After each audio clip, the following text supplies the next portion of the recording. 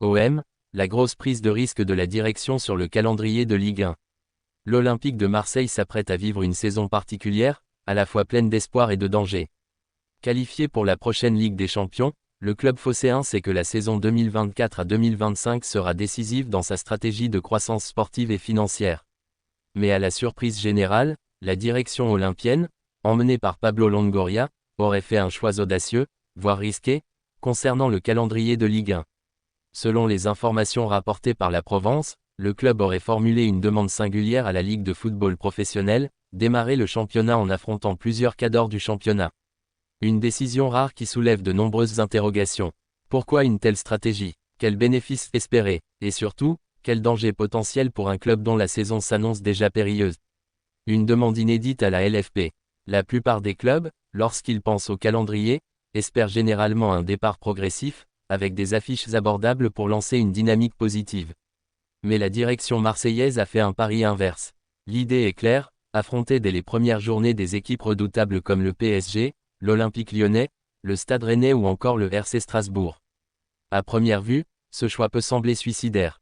Démarrer face au « gros » implique un risque élevé de faux pas dès le mois d'août, avec la possibilité de voir l'équipe s'enliser dans une spirale négative. Mais en réalité, la réflexion marseillaise est plus stratégique qu'il n'y paraît. La CAN, un tournant décisif. Au cœur de cette décision, il y a un élément déterminant, la Coupe d'Afrique des Nations CAN prévue en janvier 2025. Cet événement, toujours redouté par les clubs européens, prive souvent les équipes de plusieurs de leurs meilleurs éléments africains. À l'OM, cette situation est particulièrement préoccupante. Le club pourrait perdre simultanément plusieurs titulaires indiscutables. Amine Gouiri, international algérien, déjà attendu comme l'un des fers de lance offensifs du projet de Serbie.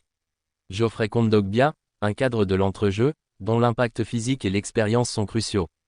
Pierre-Emerick Aubameyang, buteur vedette et véritable leader de l'attaque marseillaise, susceptible de rejoindre le Gabon pour la compétition. Perdre de tels joueurs en plein cœur de saison pourrait sérieusement handicaper l'équipe. Pour contourner ce problème, la direction olympienne a donc choisi de concentrer les gros chocs avant la CAN, de manière à avoir un calendrier plus allégé durant cette période.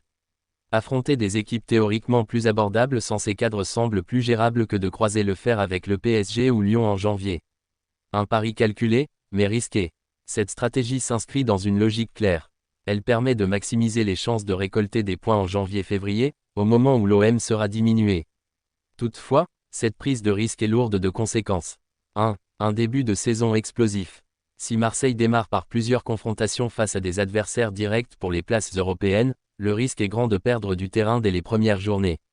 Un mauvais départ pourrait provoquer une crise de confiance, plomber le moral des troupes et créer un climat de tension dans le vestiaire. 2. Une pression accrue sur Roberto de Zerbi. Le nouvel entraîneur marseillais, déjà scruté après une préparation estivale mitigée, sera immédiatement mis à l'épreuve. En cas de contre-performance, les critiques ne tarderont pas à s'abattre sur lui et sur la direction. Dans un contexte comme celui de Marseille, où la pression populaire est immense, la marge d'erreur est minime. 3. L'impact sur la Ligue des Champions. L'OM retrouve la plus prestigieuse des compétitions européennes. Mais un début de saison raté en Ligue 1 pourrait impacter directement la campagne continentale. Les joueurs arriveraient à la Ligue des Champions avec moins de confiance, et le climat autour du club pourrait être déjà délétère. Le précédent historique, des débuts difficiles souvent fatals. L'histoire récente de l'OM montre à quel point les débuts de saison sont cruciaux.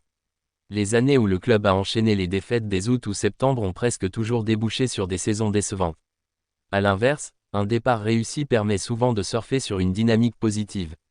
En 2020 à 2021, par exemple, l'OM avait mal démarré sous André Villaboa, avant de s'enliser dans une spirale négative.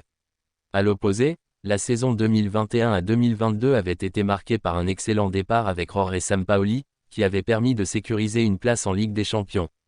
Dans ce contexte, le choix de Longoria et de sa direction prend une dimension encore plus risquée. Le rôle central de Pablo Longoria. Pablo Longoria, président de l'OM, est connu pour sa vision novatrice et son audace. Depuis son arrivée, il n'a cessé de bouleverser les habitudes et de prendre des décisions fortes, parfois contestées, mais toujours dans l'idée de faire grandir le club. Cette demande à la LFP illustre parfaitement son approche, anticiper les moments charnières de la saison et prendre des mesures radicales pour s'y préparer. Toutefois, cette audace peut se retourner contre lui si les résultats ne suivent pas.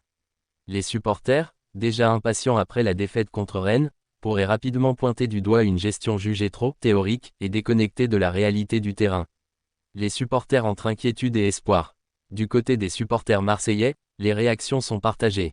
Certains saluent le pragmatisme de la direction, qui cherche à minimiser l'impact de la CAN sur l'équipe. D'autres, en revanche, redoutent un effondrement dès le mois d'août. Car pour un club comme l'OM, la passion et l'émotion priment souvent sur la stratégie.